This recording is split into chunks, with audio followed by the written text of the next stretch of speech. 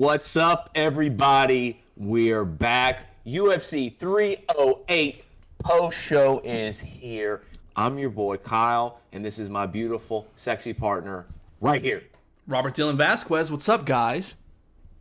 Welcome back. It's been a hot minute since we've been able to do this show. Mm-hmm. You know, Hurricane Helene came through and ravaged us. Yep. But we're back. We're back. We're up and running. Technical issues are gone. And we have a post show to discuss. UFC 308's in the books. Now, I'm going to start off congratulating a number of people. One of those people being Jawbert Magomedov. He hit something that I always thought that would be like my signature move. If I was to compete, I'd be like spinning back fist, boom. I used to do it all the time when my friends and I would box when we were younger. And this guy, he did something just unthinkable, unfathomable. A double spinning back fist. Spins this way, doesn't connect, was like, fuck it. Spins the other way, knocks homeboy out. Not cold, but like he didn't want to go on. So what were your thoughts on that? That was insane. And honestly, like I think I missed it for a split second because I thought he just landed one. Right. And then they did the refill. I was like, what the fuck? I missed it. Through two. I missed it I missed the whole thing. I missed it all the way. And my brother goes, oh! And I'm talking, and I'm like, what? like the spinning Mr. Krabs meme. Dude, I was out of it. But yeah, congrats to him. His post-fight speech, you know I will get on these foreign guys, if they don't learn English, because that's most of the market. Most of the profitable market is learning English, becoming a superstar, you know, not just your own territory. This guy, Jawbert, he tried. He really did try. He didn't fail, but it was rough. It was rough to listen to. He's like, stay in your seats, stay calm. This island has been taken over by a pirate. But it didn't come out like that. And so, kudos to him for trying. I think that was a good opening to the card. Very exciting from the jump, but that's about it. I mean, he did. I mean, so he's like, for everybody who doesn't know, he's one of these up and coming, fast. Feels like he's being skyrocketed to the top, so to speak. Mm-hmm. He did get rocked in round one and wobbled briefly, but he bounced back and landed this double spinning back fist. It really was a crazy first fight. Great way to start the main card, but just to also say, the two prelims that preceded this were knockouts in round one. This was a knockout in round two. So it was just like consistent finish, back to back. Everyone loves it. But then we go into the next fight with Lerone Murphy versus Dan Ige. This was not a finish, but it was a pretty exciting fight. I'd say a little back and forth. Lerone Murphy takes the dub, but he started off almost gone. He almost lost in round one. A little slow. Round one was definitely Ige. Then you go into round two, and you're like, oh, well, he needs to do more of this in round three if he wants to win. And damn it, he did it. He followed his game plan, and he edged it out. He definitely edged it out. It was a good fight. Dan Ige, he's a perennial mid-carder, I guess you'd call him. He's no slouch. But he's not. He's definitely not technical best out there. He's not top tier. And you don't want to say gateway fighter, but if you beat Dan Ige, that does say something. It does say something. And I mean, it was a good fight. I mean, we're flying through these first two fights here. Because they... Anything else to say? No, this was Dan Ige with the full camp. I wasn't really familiar with Lerone Murphy's game. I had seen him fight before, though. Wasn't either. But yeah, that's all I got on the first two. Okay. Moving into the third fight of the main card, we had Magomed Ankalaev versus Alexander Rakic. This fight was definitely probably going to be a number one contender fight, either way you look at it, because Magomed is ranked one and has been waiting for a title shot with Alex Pereira, and Rakic at 5 probably could have made a call out had he won, but he did not win. It was a very Magomed Ankalaev type of fight. I don't think anybody won that night. It wasn't the best of fights, but it wasn't the worst of fights. Sure. It was the worst on the main card. And that's what I mean. It's like you were saying before the podcast, we're finally out of this slump that was UFC 300. It seemed like it was going kind of like this, good fights, good cards, bad cards. This was a good card. Oh, it was a really good card. Entertainment value was up there. Right. The fact that this fight had to be on there instead of the main event of a fight night. Yeah. Give me something really else. Been. Give me some. And I know that Cyril Gane versus Alexander Volkov was originally scheduled for this fight, or this card rather. But I don't know. You want to bump up Ankalaev because you want people to be excited about Alex fighting someone. People were kind of excited about Khalil. It wasn't really cool that he came off of a suspension and then got an immediate title shot. Alex just wanted to stay active. Ankalaev, I feel, is next. Post-fight interview. Got an English lesson from DC. Alex, stop running. Like, it wasn't the best, but these guys are trying. That's all I want them to do is try. But to say Alex is running is absolutely insane. It's bonkers. Well. It's bonkers. It's fucking wild. Magomed could be in entertaining fights, but it's if his type of fight by itself is not the most entertaining. Like, he's got this slow pressure that he just continuously applies on you. Big, heavy shot, but like kind of slow and methodical. And Alexander Rakic just didn't really have almost anything outside of maybe round 1. I don't know if he was confused in there or lost, or he just didn't seem to be up to the task for old Ankalaev. There are guys in the UFC, we've seen it, we've all seen it, where they're just a mystery puzzle piece where it's just like, I got in there and I tried to implement my game plan and I couldn't figure the guy out. Ankalaev is not one of those guys. He is not doing anything crazy or flashy or unorthodox that these guys need to. Is he imposing his will? I don't know. It seems that way. I just think. Go ahead. I feel like he's imposing his will, but it's just so methodical that it's like it doesn't seem like he's just demolishing these people. Call me a casual. I'm not seeing it. If there was a way that it was like, okay, this guy's never been in this guy's never been in there with a guy like me. Show me that. Like, kill the guy. Not literally, obviously, but like dominate the guy. There was such a back and forth. Rakic didn't do much outside of round 1, but he stayed in there. He survived. He was definitely in there. He definitely didn't look like this just absolutely defeated fighter.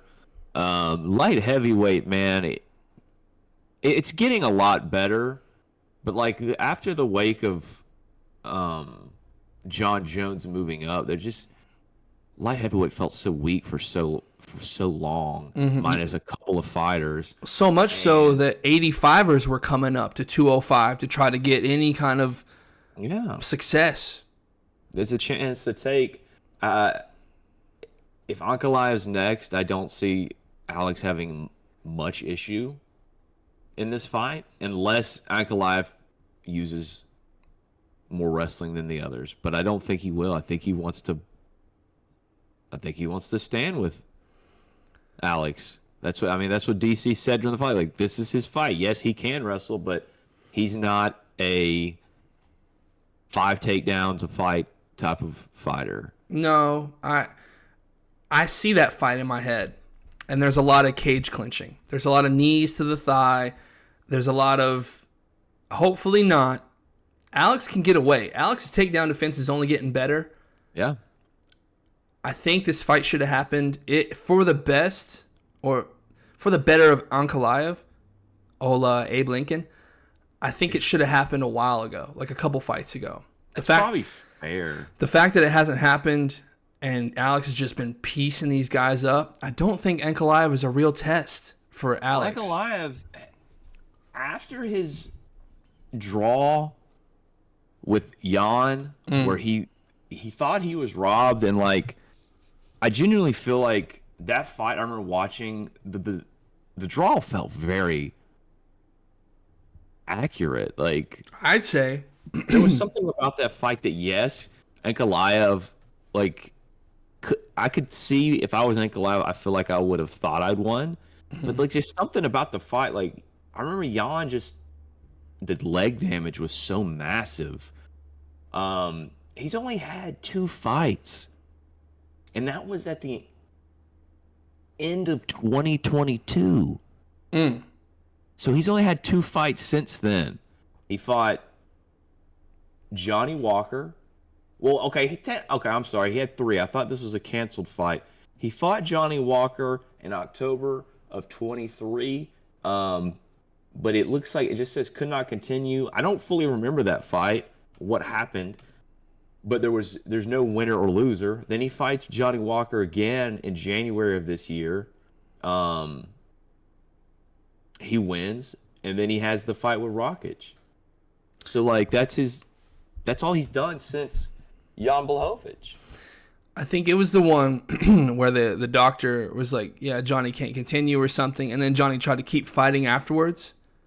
Yeah, okay, that rings a bell. No contest. I don't know what happened. I don't want to say really it was exactly what happened either. Nut shot, eye poke. No.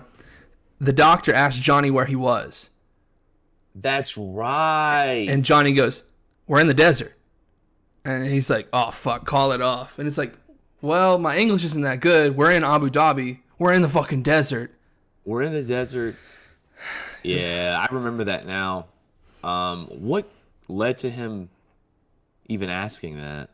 Was he like was he a downed opponent maybe? Something like that. I think that's what it was. An illegal knee. Like that particular fight was almost a year after his Blachowicz fight. And then he fights. So he's only had 2 fights. Really, he's only had 2 completed fights this year. And that's it. Where Alex has been on a tear. Fucking fighting every other month practically.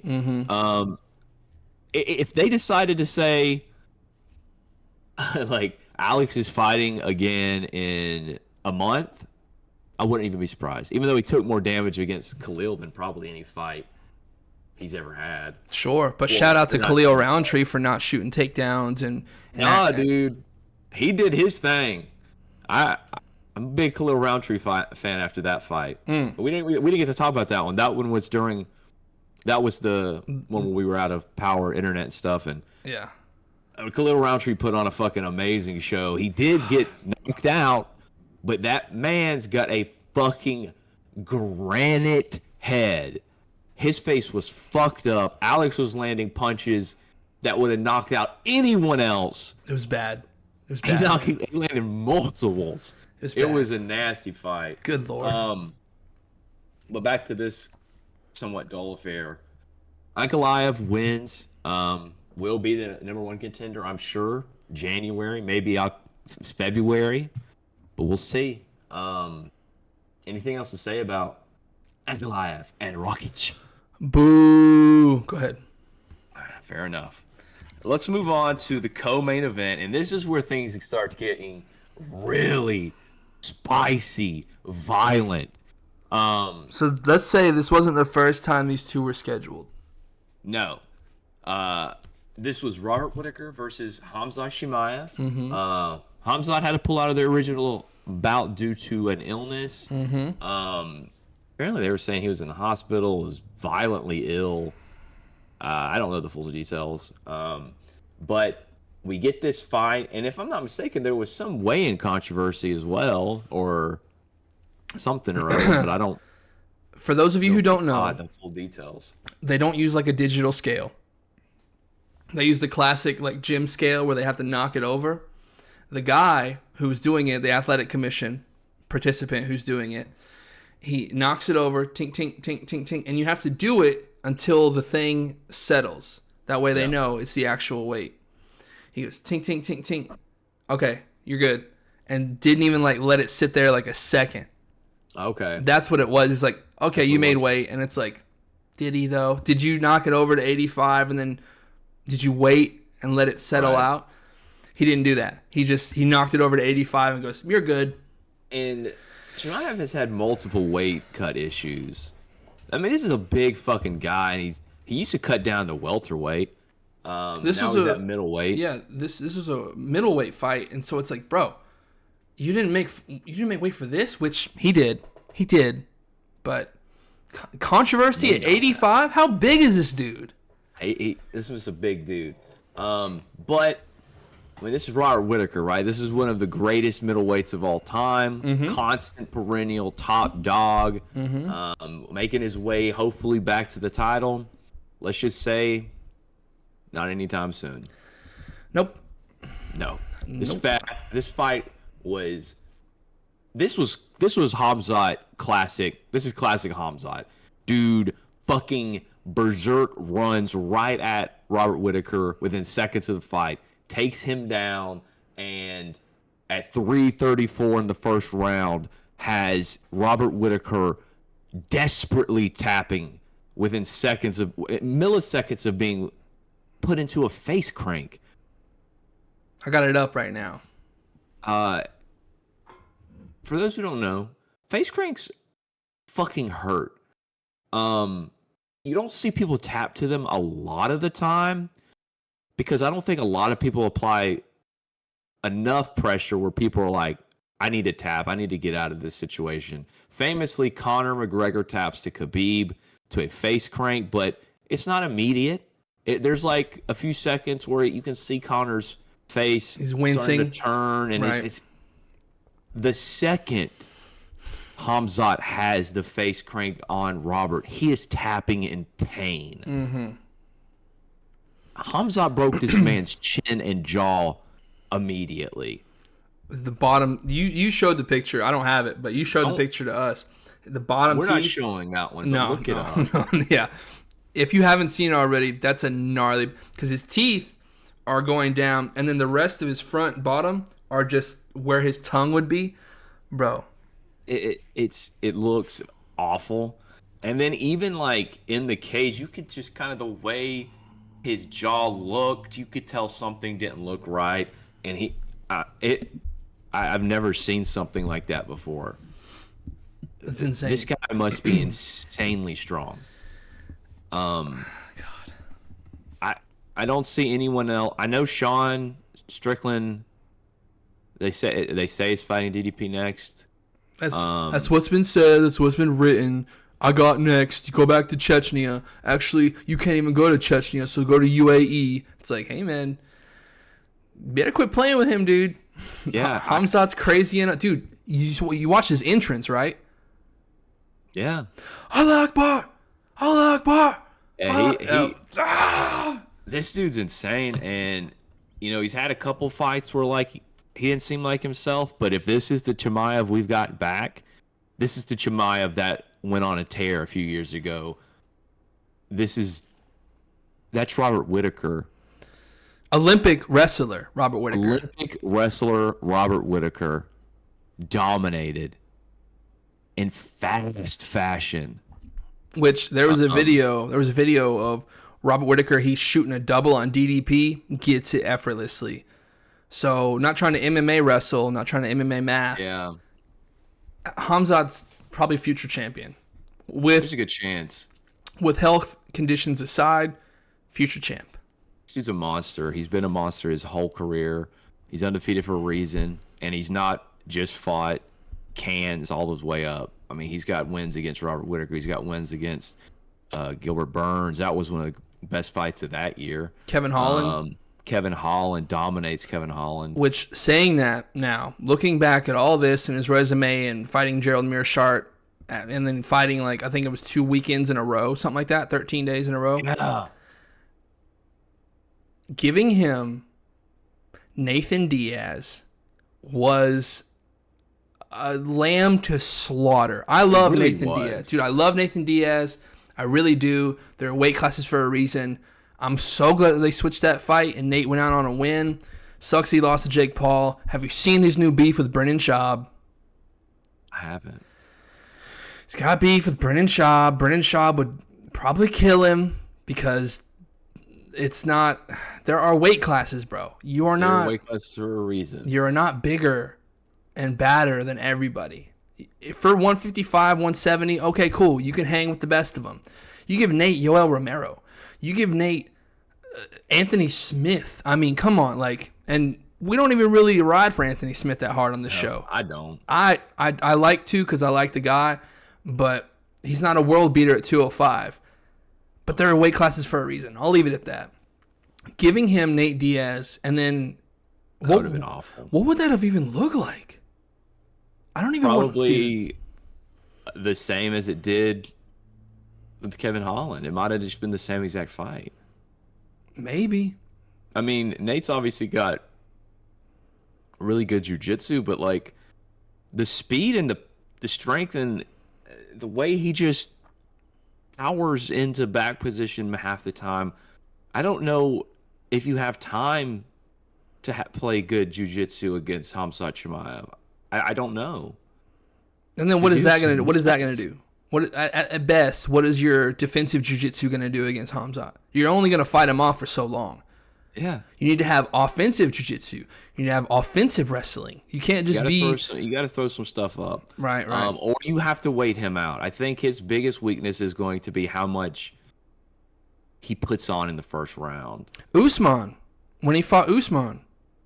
Yeah. Usman's not an 85er, but if Usman had 2 more rounds, and I'm not a big Kamaru fan, but dude. Yeah, he was definitely turning the tide of that fight. Khamzat explodes in the first round, and then he kind of peters off. I think it's because he has to. I mean, it's worked so far, so there's nothing to say against it. But like, he's got to be one of the. In the first minute of a fight, that might be the greatest 1-minute fighter in the history of the UFC. Probably, I wouldn't disagree. Like, if you just to isolate first 60 seconds of a fight, no one beats Khamzat Chimaev.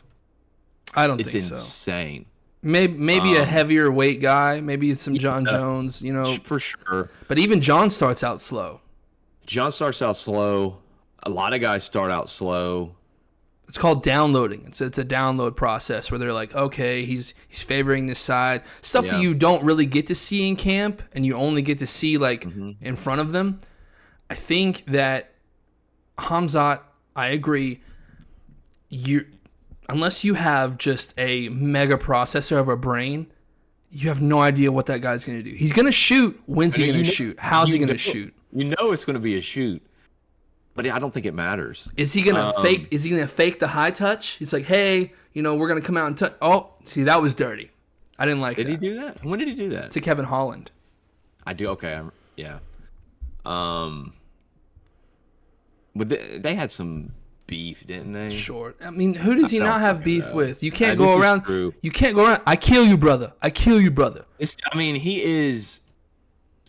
certifiably insane. Like, if this guy was just on the streets, he'd probably just be actually killing people. You ain't beating me. He's fucking destroying you. You and me both. We could tag team him.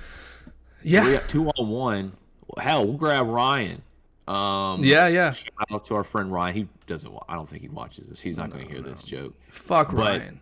Fuck Ryan. Grab him. He's taking all 3 of us in seconds. Yeah. It's not looking good. It's not looking good. These Chechnyas know. If you are from Chechnya, I'm afraid of you. Dagestan, Chechnya. All those places. The mountains of Russia. Dude, that's just the mountains in general. where Terrifying. your only sexual outlets are animals. Anyways, I'm done talking about cum shot. I'm done. I'm done being sad over Rob Whittaker.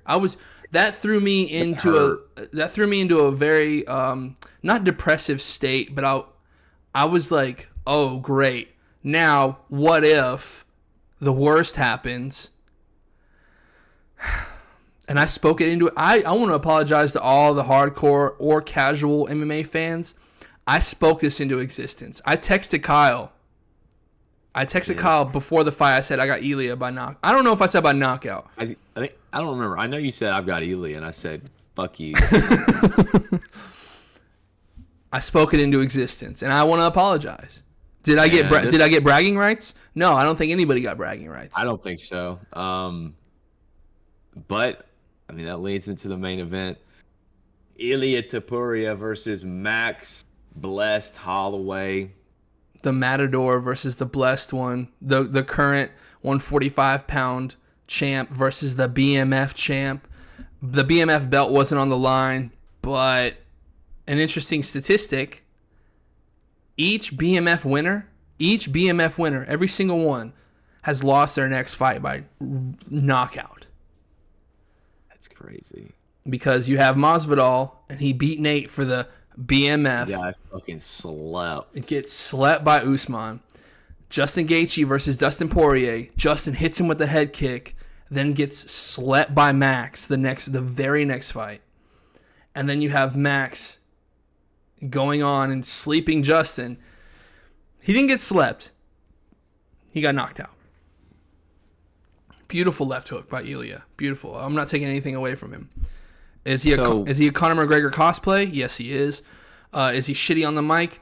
Pretty shitty. I mean, does he corroborate lies in the media? Obviously. Go ahead. His shit talking is cringy, but I think you see probably the more realistic Ilia in the post fights. Mm-hmm. Very humble. I think everyone ever since Conor you have to talk shit to try to sell the fight in the beginning, or a lot of people feel that way. Be good at it. You gotta be good at it. I mean, Ilia doesn't need. Let's talk about the fight first. 2 rounds. Would you say Max was up 2-0 potentially going into round 3? Max is so good at moving. He's so good at volume punching, pitter patter. I'd say, yeah, for the most part. He was putting max work into rounds 1 and 2. Mm-hmm. And the ticking time bomb that's in Ilia's hands. We're all afraid. Like every time Ilia throws, it's incredibly fast. Mm-hmm. There were times where he was throwing his fists, and I feel like I blinked and I missed a punch. But he doesn't just throw, piece you up. He's waiting. He's patient. And then he unloads that bomb of a hand, and he caught Max in round 3, and it's the most rocked we've ever seen Max, obviously. And then he's wobbled, he's hurt. Ilia's starting to just put the work on him, and he hits him with, I think, a left hook that just fucking throws him to the mat. See, because he hits him, I think it was like a right cross. Yeah. Rocks Max. Max goes back to the cage. And then he gets out. You think he's got him in the corner. Max gets out, paces to the left, stands there, and it's like, okay, you're out. You're good. Fine. Bink, bink, bink, boom. Max's arms just, and I was like, no. He went down, and it was just over. Ilia Topuria has beaten back-to-back goats of the 145 division. That's just the only way to put it. He's knocked them out. Mm-hmm. He's indefinitely stopped them. Volk, that knockout was terrifying. Max being knocked out at all. I thought he moves up against 155 to fight Justin Gaethje, the highlight, and doesn't go down. Ilia Topuria is the real fucking deal. Which, hang on. So the Volk one was scary. It was because Volk was really out. Was. Volk was that was out. the one where he was like, no, that was Islam I'm thinking of. Volk took 2 very terrifying knockouts back to back. Yeah. So I think Ilya slept Volk. Ilya did not sleep Max, but he put him down and hammered him out the rest of the way. He wasn't defending himself for sure. That being said, you can't say... Now, I'm not taking anything away from Ilya. When you just fought Justin, whether it was 3 days ago, 3 months ago, a year ago, you got some wear and tear. You're lucky. You're not lucky because you threw it and you landed. That spinning back kick that landed on Justin's nose that caused him not be able to breathe all that well definitely had something to do with the fight. It wasn't 100% Justin Gaethje in there, and I believe he got dropped in the Gaethje fight just for like a split second, just like boom, and then he's like dropped, and he's like, oh fuck. I don't take anything away from Ilya, but I wouldn't want to fight those two back to back. No. But Max, you would think like, okay, Volk's just got his number. He's gonna keep knocking on the door, gonna keep breaking these people. Oh, they're hiding Ilya from Max Holloway. They don't want him. They don't want Max going up and then making a quadruple or a quadrilogy. Is that what it's called? Yeah. Against Volk. It's like, how do you sell Volk Max again? At the end of the fight, after a very humble victory speech by Ilya, giving Max all of his flowers. Very respectful speech. Volk comes in the ring. And also, this was very respectful as well. This whole moment. Why? Why are you gonna do that? I know. I love Volk. Volk's one of my favorite fighters of all time. Mm-hmm. I'm terrified for him to take this rematch. Volk and Max, probably technically speaking, are better in the very long term than Ilya is at this moment. Mm-hmm. But it doesn't really matter because Ilya is good enough that when he does get that punch in your face, it's over. I boycott the rematch, Ilya and Volk, and I say throw in Diego Lopez. Diego Lopez versus Ilya Topuria would be a very fun fight. We gotta have him on the podcast, dude. I'm gonna reach out. Dude, get that. We've been with him. We've been with him since the jump, dude. We have rode with Diego Lopez. I think that would be just violence. It would be one of those violent fights you could put together if you do it fast enough. It would be awesome. Like, I feel like a lot of these fights, they get put together way too late in someone's career. You know what I'm saying? Diego and Ilya in the next fight or two would be dirty. You know what would be dirty? Ilya going up and fighting Islam. That would be dirty. I don't see any... I'm not sure if any 145er can beat Ilya right now. I don't think he has any... Islam is too big at 155. Islam's way too big, and Dana already said it. If Islam defends his title one more time at 55, he can go up for the 70 belt, no matter who has it. I do like that they're... Even if it's... I don't know if Dana's intentionally doing this, but I'm glad that he's forcing these guys to not just, one fight, 2 fights, I can go up. You really need to defend a few times. Mm-hmm. What is Islam's next fight? It's early January. I know that much. Look it up real quick. I think it's Charukian.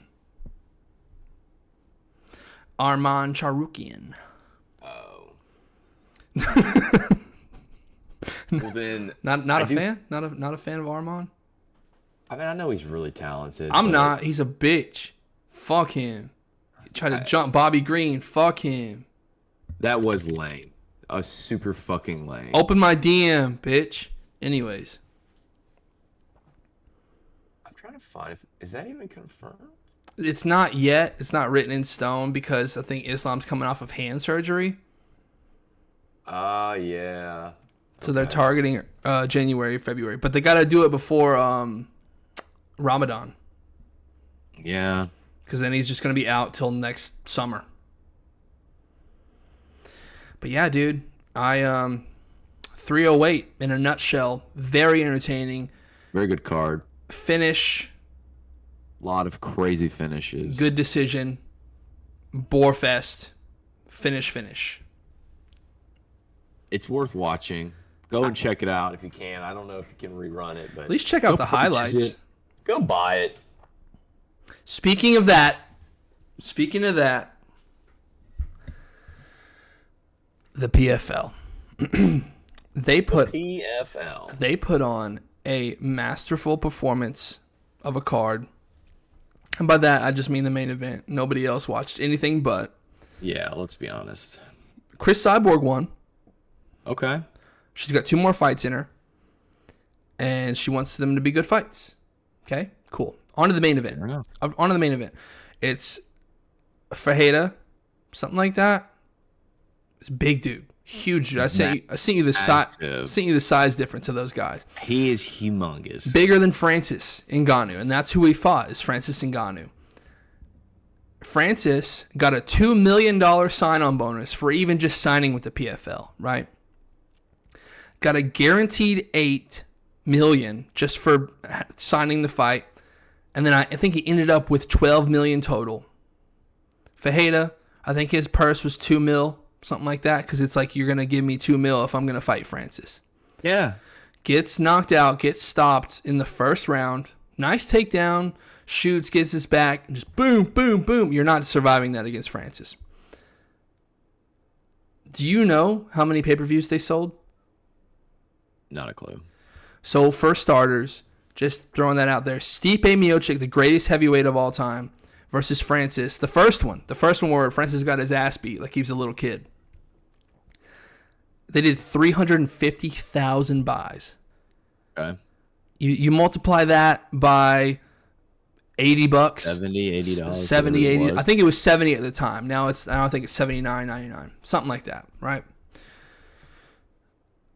This fight generated this one fight generated, talking about the Fajeda Ngannou fight, generated 10,000 pay-per-view buys. It generated $500,000 in revenue. Not even enough to pay half of Fajeda's purse. Or Ferreira. I think it's Fajeda. That is not a good... The PFL... Like I told you all those stats before. I told you how many they sold. Because I wanted you to see, like, this is what happens when you marvel a fight like this without putting really good marketing and really good stature behind it. You're not bringing in the right audience. You're appealing... getting their money. You're appealing to all these hardcores, the people dumb enough to either, oh, I'm loyal, I'm going to buy this card. Or you got the people with no VPN that don't know how to find a streaming site. And you're like, fuck it, I guess I'll just buy it. Who are you? Like, the UFC does crazy numbers. There are illegal streamers. I don't advocate for that. No. But if we only had to buy UFC cards, some of us would probably buy it. If we only had to buy PFL cards, I'll watch it on Twitter. I'll see the highlights on Twitter. I've never watched the PFL card anyway. Sit down and watch an entire PFL card? What are you, stupid?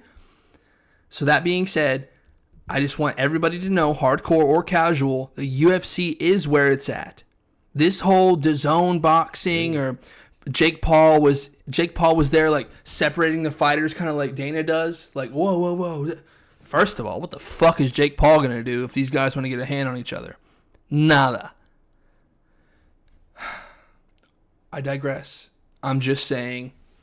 UFC is the premier combat sports company. Monopoly.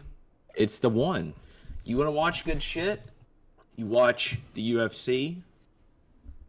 I mean, occasionally these other guys have really good fights, obviously. One had Demetrius Johnson for so long. Then he's finally retired, and now it's like... He's retired. You got Mikey Musumeci. Mikey Musumeci, he's the jiu-jitsu fucking wizard that he is. They got him. Sage Northcutt is no longer. But I think there's something called Dirty Boxing, something that's coming up like that. I think it's Mike Perry's whatever. BKFC's pretty nice with it if you get a good matchup. BKFC, I like where they. I don't think they try to act like they're a rival to anybody. They have their niche and they do it really well. And they have a star in Mike Perry. And they have a star promoting with them in Conor McGregor. COC, bro. Coked out Conor. Doesn't he own it or he's a partner. He's a partner. Part owner, so, something like that. And say what you want about, you could say it's barbaric, but there's a lot of science that says that gloves are more damaging to the brain than a bare knuckle fighting. Because it's like a thud. It's like a where it's like less about that.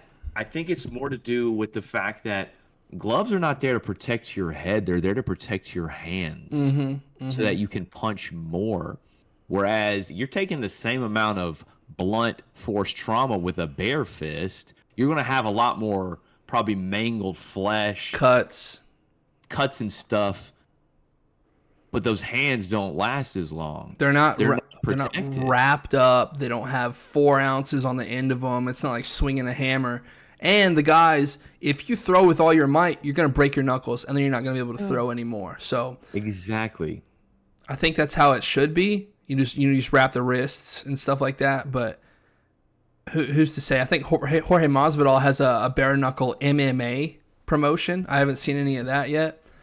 But the UFC is where it's at, man. And for them by the PFL, I mean. For them to even track, Dana White, this is the most stacked card. They said that this card with Francis was going to compare to UFC 300. He was like, Dana White is #Dana is scared. Something like that, dude. The president or whoever is owning this PFL is out of his fucking rocker, dude. That's insane to think you even that you would compare to a UFC pay-per-view. Maybe 301. Did 301 even exist? I don't know, dude. I'm not sure what happened with 301. Anyways, I think that's a good post show, bro. I think we touched not on everything we missed since we've been gone. I do want to apologize to our friends and fans that we've been gone. It was out of our control. You know, we'd love to do this show for you guys. The heavens opened up and destroyed us. Rained down on our whole territory, bro. But they can't stop the couch casuals. It's a soggy couch. But we're here. We're here, and we're sitting on it, dude. And you can come sit on it with us anytime you'd like. Our socials are in the bottom, and will always be in the bottom. Come, dude, message us, talk shit, comment, bro. Hit that bell for notifications. Do it all. Like, subscribe, whatever you want to do. Just smash it. Just remember, we are casuals and we are having fun. We're no Ariel Helwani. We're no Brett Okamoto. No. But those guys, they don't got what we got. Nah, dude. We're going to be here to bring you the pre-show of 309, which is happening, I believe, in Madison Square Garden. 16th of November. It will be past the election, where we will either see President Donald Trump back in the building, or we will see a depressed Donald Trump not even bother to show up. And then I might even myself be a little depressed and, whatever. So the future is up in the air, people. I hope the best for you and your families. And Kyle, I wanted to say that I love you, and I'm so glad that we're back. We're back, baby. Love you guys. Later.